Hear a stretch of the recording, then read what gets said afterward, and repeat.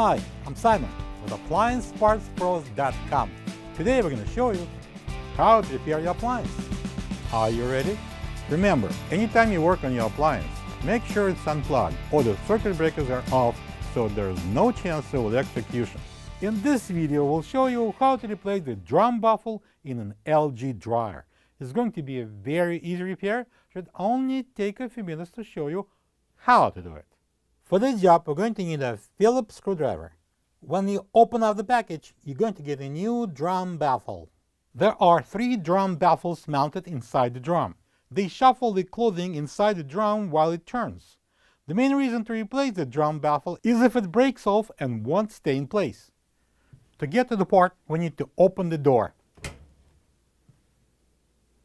There are 3 baffles here. We're going to replace one of them. To do that, we need to remove the top panel. So we're going to close the door for now. To remove the top, we need to take out these 3 screws from the back of the dryer. Using a Phillips screwdriver, I'm going to take them out one by one. To remove the top, we need to slide it back, and now we can lift it off. Let's turn the drum to the point where this trouble baffle would be in the upper position, so we can reach to the screws. And then using a Phillips screwdriver, we're going to remove those screws. You can loosen up this one and remove this one. Now we're back to the front of the dryer. Open the door. I'm going to hold on to this baffle and remove that screw, the last one. This is the old drum baffle next to the new one.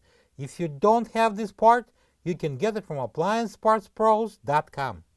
Alright, so we got a new baffle here, and there's 3 holes, as you can see. We're going to match these holes with the holes in the drum.